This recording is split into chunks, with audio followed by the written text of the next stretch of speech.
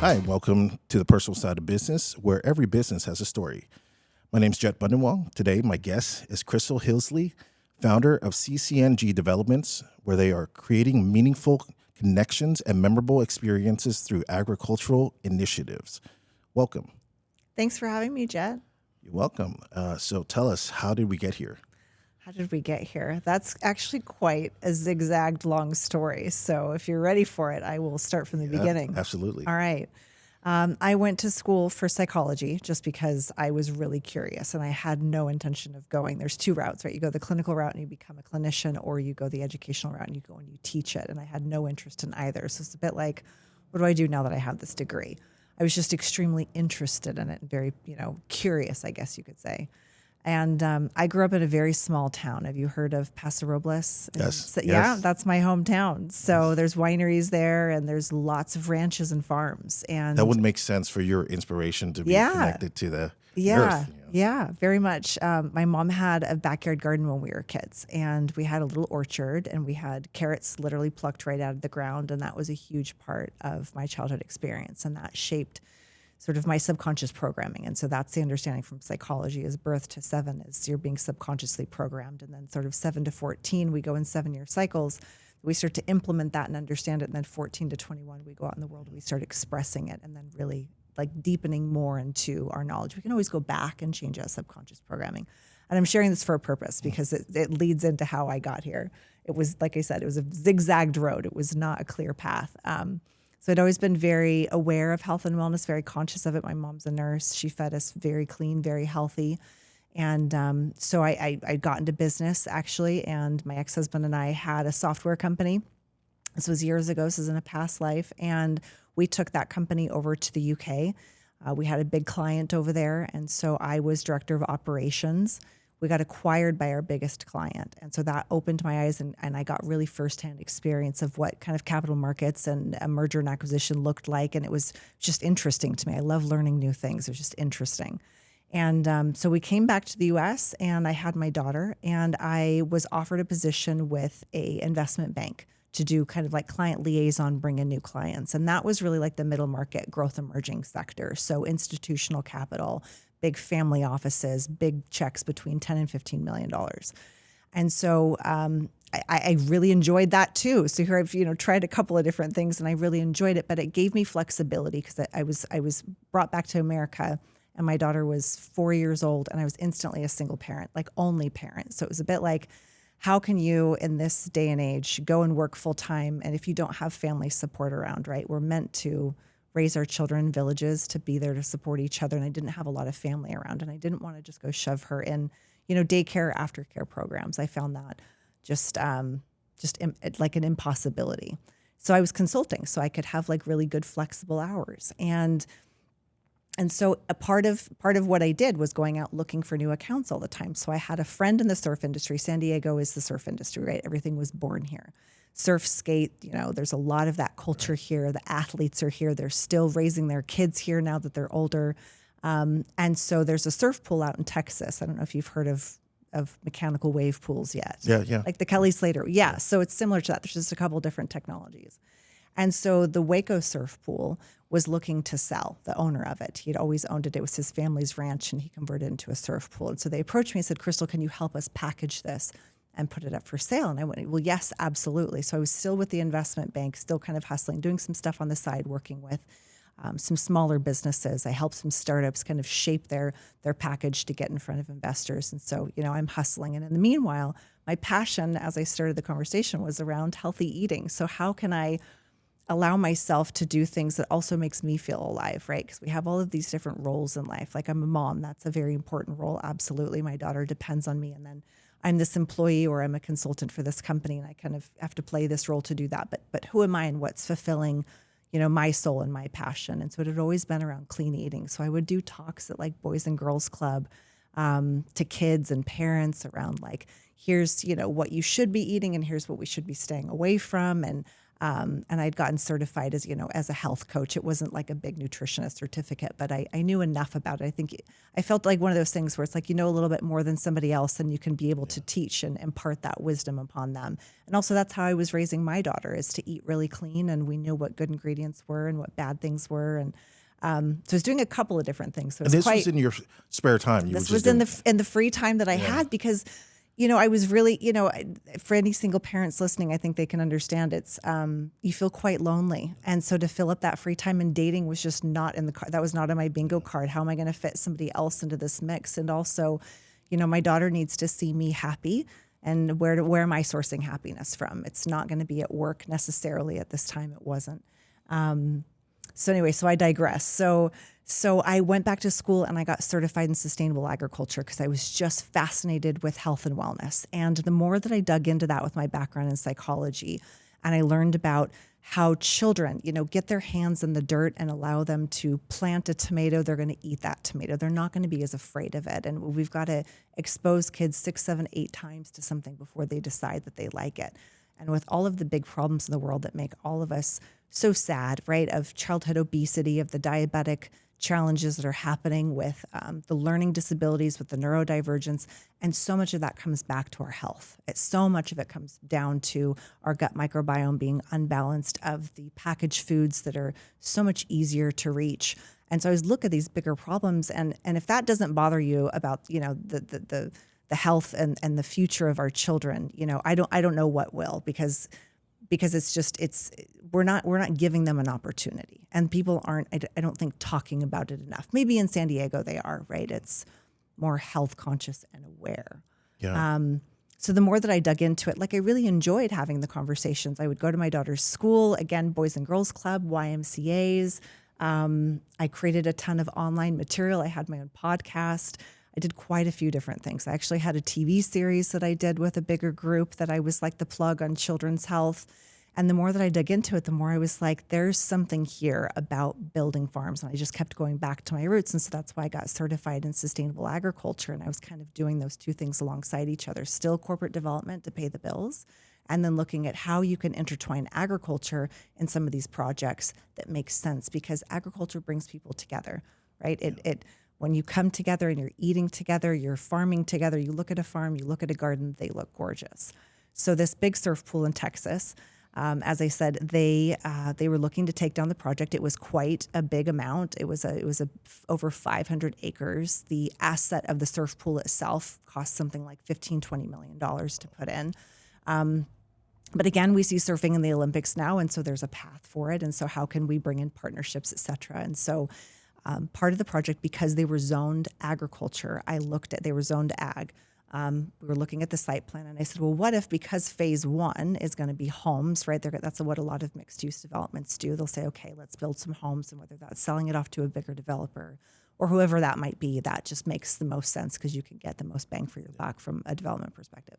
I said, what if we make this an agri-hood? So I designed an agri-hood concept, and the USDA looked at it and they went, okay, we'll give you $18 million in debt in order to help fund that next phase. So we took the money, and I was like, all right, somebody higher than me is talking to me here. There's something to this. Yeah. So I went back to school again and got certified in environmental management, sustainability strategy. And that's when I formed CCNG Developments, was through this passion behind bringing agricultural experiences to communities, to bring communities together, and having an understanding from the corporate development side that I'm not just building a farm. I work more in micro farms, and that's a common term in my industry, if you haven't heard it before, but it's a common term. It's anything that's 3 acres or less. And it's something that communities can come together. You can work, you can play.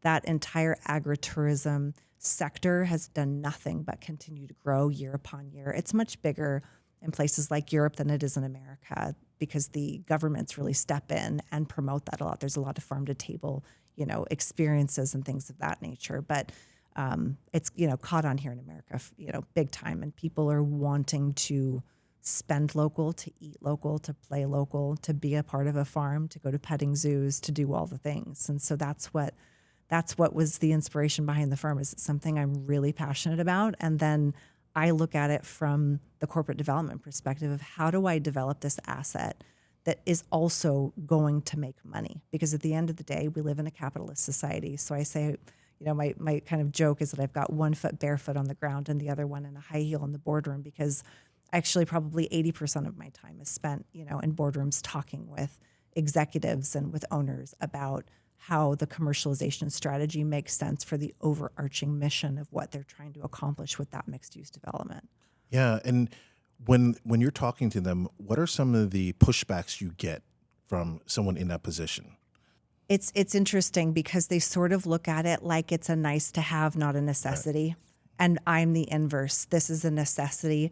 And so the sustainability aspect, and sustainability is a big word. And I think to an extent, perhaps again, outside of California, there's a lot of stigma around it of, the greenwashing, things of that nature, that corporations really aren't doing what they say they're going to do. So on the sustainability side, on-site food production takes those food miles down to zero. And so I've created whole theses around how on-site food production, I actually have a white paper published, and it's on UCSD's website about sustainability, on-site food production, how we, can solve a lot of the world's problems if everybody built a garden. And because you're not just going there helping them start, you're giving them a path, a management, a tool that they can use forever, yeah. Right? What are some of the programs that you give them that can help them sustain this farm now that you've created with them? Yeah, so my role is sort of two-pronged. So one, I come in as the creative, right? I'm the architect of, here's the piece of land that we have, Crystal, what can we do with it? And so I think programming first. What is it being used for? Because at the end of the day, the economics come down to, we only earn about $5 a square foot when we're producing food. We earn 100 times that, for example, if you're bringing people in and giving them an experience with the food. And so that's how I look at the design first is, yes, I want to grow some amazing food. I use regenerative agriculture principles. So I'm all about healing the land. This is how nature works. It's no synthetic inputs. It's growing topsoil. It's preserving water. It's, conserving native species for pollinators to come on board. It's a couple of different things. I don't often get to use animals, which is one of the kind of 5 that define a regenerative agriculture farm. But nonetheless, sometimes I get to throw in some chickens, maybe some goats to clear out the land before I get started. Is that part of the evolution of the business? Is to one day get to if they've cows. got the space, let's do it. Yeah, absolutely. I'd love to see that. And so I impart upon them, as my role as a consultant is to be the architect of, this is the experience that we're creating, and then the full business plan around it. I will do the oversight and supervision of the installation. I'm not a contractor. I don't have my contractor's license. I don't run a team of people that do the installs, but I oversee the installs. I write the standard operating procedures, the pro forma, the capital expenses, the operating expenses, the standard operating procedures, all of the juice behind it. Like I said, 90% of my time is unfortunately sitting behind a desk. I would love to have my hands in the dirt much more than they are.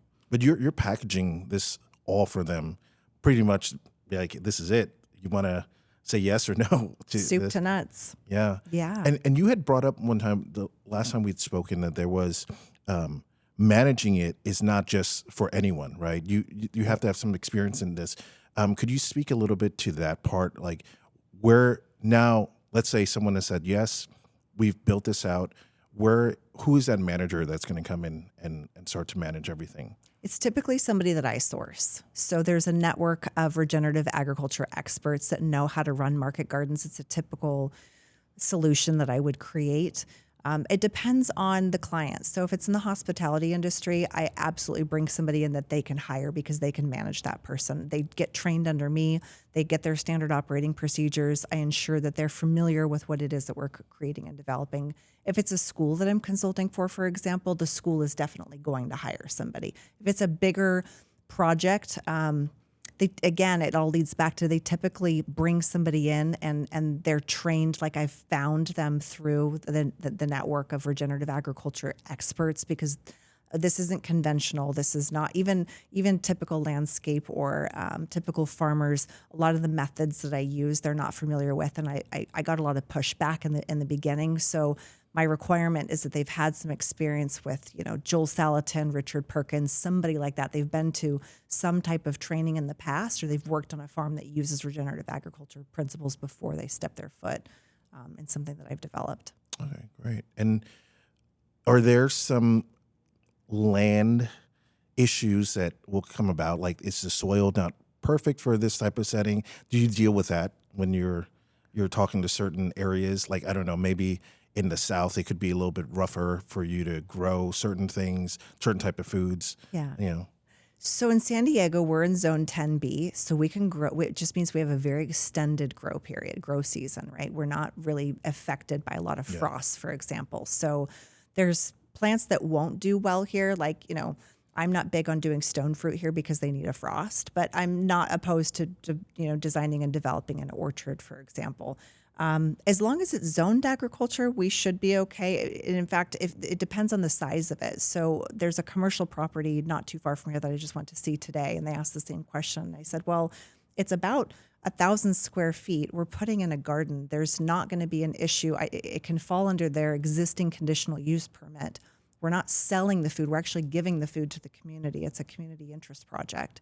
So as it pertains to the dirt and to the soil itself, as long as it's leveled, I don't care, because I'm not building in that soil. I'm not touching that ground at all. Right. It's actually a very simple, interesting process. I've built into slopes. I can show you some pictures. I've cut into hillsides. I've leveled terraces out that way. That's a very ancient, traditional way of producing food that the indigenous peoples used, right? They looked and have you heard of key line design? Mm-hmm. They look at, the key line, how it falls, and sort of cut into the grounds that way in order to allow the water to flow to it naturally. You can apply that on a very small scale as well, which is fascinating. But the dirt itself, I do test it because I want to make sure that it's not, poisoned, or it's not, going to harm the food that we are going to grow, right? I do want to make sure that it's not been impacted by some, nuclear issue or something that's, gone around. You never know if it's been contaminated in some way. So that's the only reason that I test. I don't really have any interest in what the pH is, or if it's sand, silt, clay, because most of the time I'm looking at dirt. I'm not looking at soil, and there's a pretty big difference between the two. Oh, great. And let's talk about some of the benefits for let's start with a school, right? Let's go school into a corporate building. Like, what are the differences? What benefits are they going to get from it?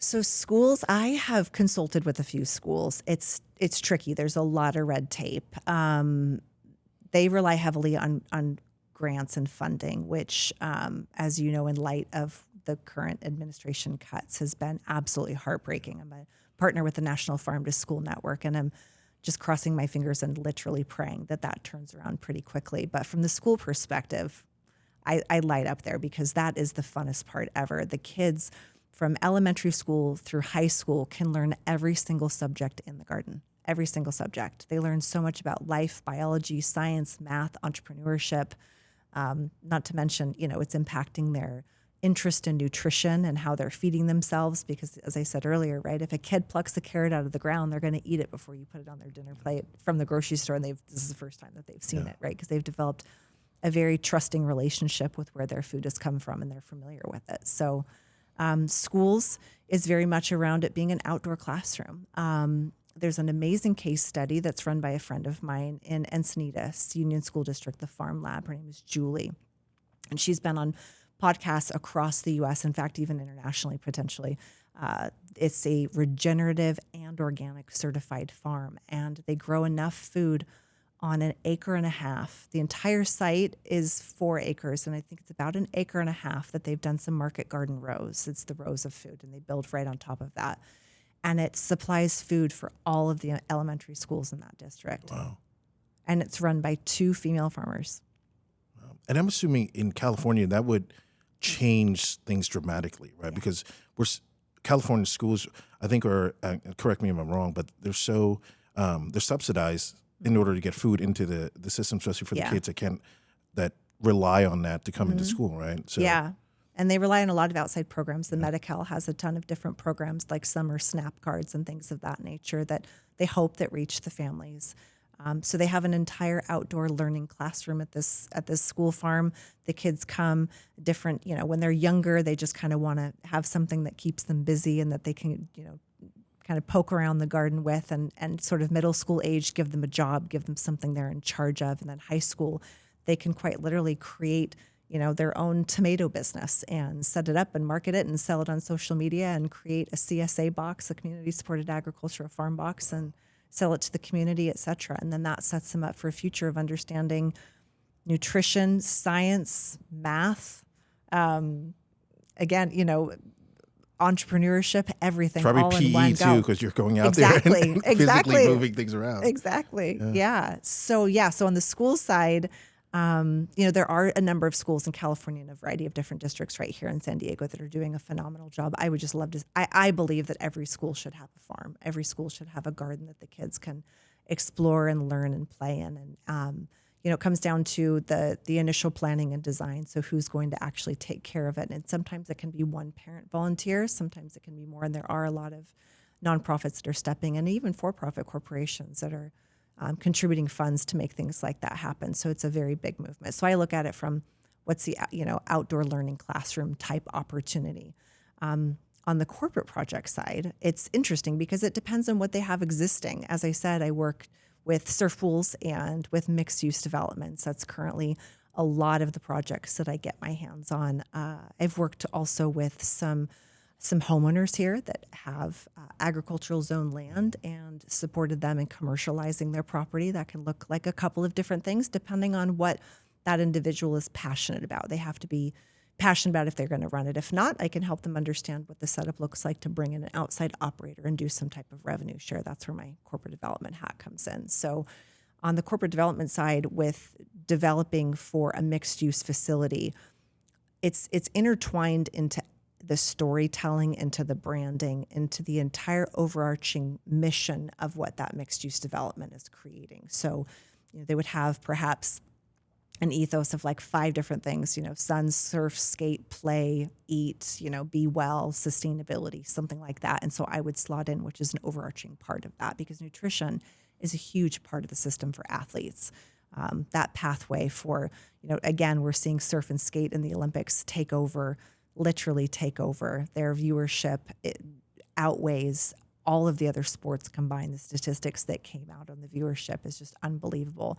And those athletes really care. And it's been an underserved community for a really long time. But as we head into 2028, this is not a plug for the Olympics, I promise you. But as we head into 2028, we've got, surf right here in San Diego, right? San Clemente, Trestles, that's actually San Diego. So if you didn't know that.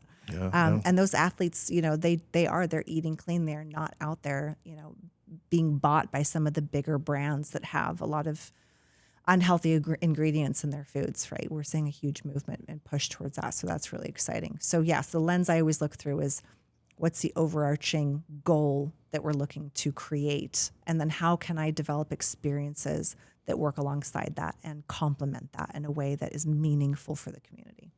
You made me think of something like, how come more athletic programs and even professional sports don't get into creating sustainable foods for themselves, right? I would think like NFL teams, baseball teams MLB would just have that so that guys can eat healthy and not have to go buy, junk food, Well, the big professional programs have typically nutritionists that are doing a phenomenal job. I mean, I don't know if you heard the case study. I don't remember which basketball team, but they came in and they took out all seed oils from the entire place. They don't let the athletes touch them. They took them out of the stadium, et cetera. And all of the athletes performed better than they had every single year before that, just by removing that one thing that's just such a terrible ingredient. So, I mean, there are, I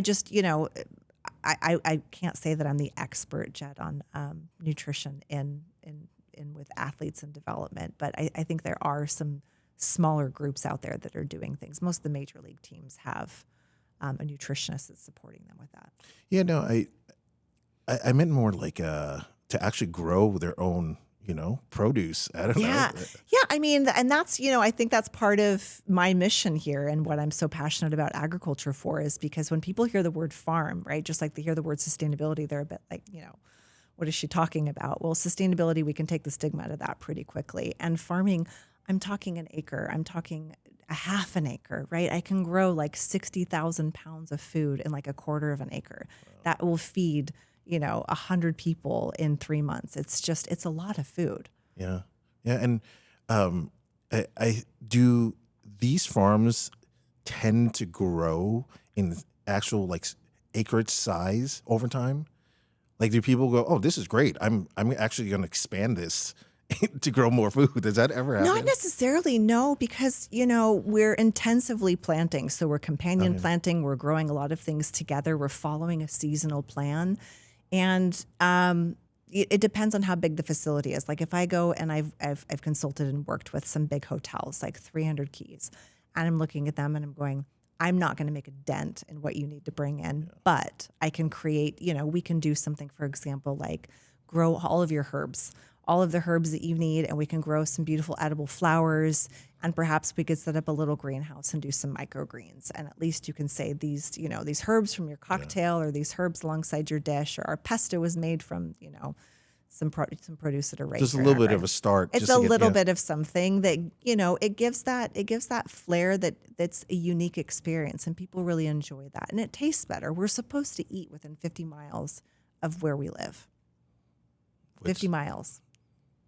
And we're not supposed to be eating food that's been trucked in and shipped in from so far away. I remember hearing that growing up, and I was thinking, so I'm from the East Coast, New York originally. I'm like, there's probably not a lot being grown within that 50 miles of Manhattan, New York Probably City, right? not. Yeah. Right. Yeah. So I'm like, where is that food coming from? And then I remember telling this to someone when I was growing up, I did not like avocados because I don't know, it was by the time it got to New York, they just didn't have a taste to them. And then when I moved to California, I was like, these are delicious. Why are they, for literally 20 something years of my life, I was against avocados, and I came to California. I was like, they're amazing, right? And now I feel like I'm starting to understand a little bit of what you're talking about. Maybe there's just something going on with, I don't know, the surroundings, the taste profiles. I'm not enjoying. It's not natural. I don't know if that makes sense. Well, avocados and citrus, that's what California is known for, right? Like we're one of the largest agricultural producers in the U.S., and we're known for our avocados. So I grew up with them as a baby. So yeah, I know a bad avocado. I know what you mean. They're rubbery, they're hard. They taste like water. They kind of have a weird film on them. I mean, it's a couple of things, right? They're being picked before they're ripe. They're probably not being grown in the best soil. And they've, been flash frozen and put on a ship and shipped over from somewhere that, didn't have the best practices themselves. So, we're seeing a lot of farms get uncovered, like the tilapia farms. I don't know if you've seen some of the things, the practices that they're doing with those fish. They're sick fish, and then they're being frozen and packaged and sold and at bulk. And I get then the question in my mind always goes back to like people think, well, how can I afford to eat this clean Crystal? And the reality is that you can grow in a small, as the size of this table. This is about 3 feet by 6 feet, 3 feet by 5 feet. You could grow yourself a kitchen garden and have enough produce for yourself on this size. And it's fairly easy to do. You could put things in your windowsill, right? There's a lot of different creative ways to grow some of your own food. I'm not going to say that you're going to get everything that you need, but there are definite ways to get creative and at least have a little bit of something that's I'm guessing the essentials that you're going through, tomatoes, cucumbers, or whatever it is that you put in your salad salads all the mixes. time. Yeah. And do you think what stops people from the average person from doing that is just time or effort? They just like, I don't have time for this. I got 3 kids. It's easier for me to go to the grocery store. 100% it is. Yeah. But you know where the food is coming from though. And then I'm going to just take a guess out here in the next couple years with everything that's going on our farms, I can bet you the value of having your own sustainable farm is probably going to be more important, right? It is. And I don't like to get into the doom and gloom because I don't think in terms of that. But again, in light of the recent things that have happened in the media and the news, and there are some people that are going out there placing fear tactics. You need to have your own X amount of supply and you should have your own garden by now. It's real, though. It is very real, and whether you are doing it out of fear or not, it's actually really enjoyable. And once you get into it, you'll find how much you enjoy it, right? Like I potter around on a weekend just with my house plants and the couple of small beds that I have outside. And I've got them set up on a drip system, so they're pretty much self-sufficient. And I just really enjoy it. You get your hands in the dirt, and it's actually good for your brain. Yeah. And I'm just curious about the animal aspect of it. Yeah. How does that, how do animals help all that grow and prosper? So they're the workers, actually. Yeah, if the animals are the workers. So on a productive regenerative agriculture farm, you can see anything from sheeps and goats to the chickens and cows and you name it. So, and they each have a job. So the cows go in and they are the ones that do the heavy lifting with actually putting carbon back in the ground and growing roots down deep. And so there's an amazing case study, and I can send it to you to look at. I saw it when I was at a conference in New Mexico a couple years ago. There was an old mine, and they took some cows out there, and they put them in 1 acre little squares with an electric fence. And this was the most degraded, mined land that you'd ever seen. It was just, it was beyond not just being dirt. It was just derelict. The ground was dying for some type of nutrition.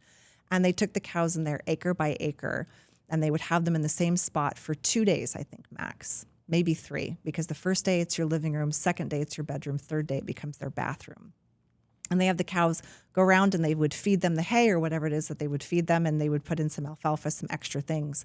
And then the cows are eating, they're doing their natural business, and then they're stomping that in the ground, and they're watering it, and then they move them to the next. And they showed the progression of this was it lit up green in patches the whole way around within a matter of months. Wow. So yeah, responsibly grazed cattle, they're doing their job. And goats will pull out your most stubborn weeds. They're used to clear hillsides to avoid, fire hazards and potentials. Chickens, we call them chicken tractors. We give them a little spot in the garden, and they go and, they enjoy eating whatever bugs are trying to get onto your plants and whatever worms and things like that. So they each and every single one of them has a job. Have you seen the data of growth of Southern Californians having their own farms and having their own animals? Is there any data have you seen that has grown over the past few years? I mean, I would love to see that it's grown over the past few years. I live in North County, and I worked with South Morro Hills, which is in San Diego County, the largest area of continuous farmland that San Diego has. And those farmers have been struggling for years. So I worked with the city, I worked with the tourism department. I actually did a keynote speech to them about how to take their farm and turn it into a type of agritourism to help them, some type of agritourism element to help them offset some of the losses. They can't afford to farm anymore. Small scale farms is a different story, right? People that are doing backyard farms, that homesteading movement, I think since 2020 has really exploded, at least in my corner of what I see. It feels like to me too. My corner. I have neighbors now that have a lot of chickens, yes. and there's things growing in the backyards that I'm seeing in the front yards. People are doing it. It started to become a bit trendy, but I don't know, if that's just self-reported or if they were to do any type of survey on that. It would be interesting to find out. But large scale farms have dwindled, unfortunately. Can you just explain that real quick? Why large scale farms are hurting in that sense? So most of them, and this is not fact. This is a lot of it is my opinion. So I will preface it with that because I don't ever want to speak out of turn. The conventional farms that are monocropping, they're not healing the soil. They're not capturing any water. So we're losing topsoil at a rate that's never been seen before. And it's actually quite sad to me to know that they're estimating about 60 harvests left, like 60 actual harvests left, because they're just quite literally pillaging the dirt itself. Like that's why the Dust Bowl happened all those years ago in the 20s or whatever it was. They continued to till the ground, turn it over and over and over again, and kill all of the organic matter in it, which having deep roots into the ground is what holds water. And having Like your dirt profile, your soil profile, it should be like 50-60% of your sand, silt, clay, and then air, and then water, and then organic matter. So organic matter is typically about 5%. In regenerative agriculture, it's about 10%. So that organic matter is, all the fungi, and a teaspoon of that type of soil is, something like 3 billion microbes are in that are just so amazing for our gut, and we're supposed to, eat that way again. So the traditional farming practices are quite literally ruining the earth. They're ruining the soil. They are not giving back. And so the land doesn't hold water. And California water is quite precious, right? We go years with having a drought, and then we have some hurricane or something come, whatever it is, and we get a torrential downpour, but we have no way to store that. Like, we don't have the infrastructure. So you see it rain, and then what happens? And then it's flooding everywhere, and it's running off into the ocean because the soil can't absorb that. It doesn't have a deep enough root profile to hold the water that it should be able to hold. So, and that's the difference between regenerative agriculture and doing monocropping, single cropping of traditional agriculture. The land is dead. It's dead dirt. Whereas this is a living, breathing being, right? Mother Earth is a living, breathing being that she should be able to hold that water in the ground rather than let it run off so much. So that's a big part of it. They can't afford to water. We can get things so much cheaper from other countries. It's cheaper from the supply chain perspective to ship things in than it is to grow them locally. We are seeing a shift in that. I think there's micro movements. I'm not as familiar with down here. Again, I keep speaking to North County, but Oceanside has a huge strip now. Oceanside was up and coming for a long time, and now it's here.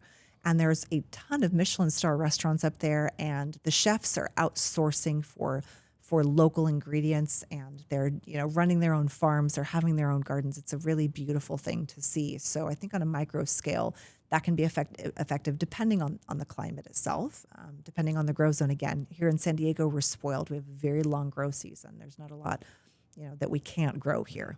Yeah, and just for listeners that are restaurant owners,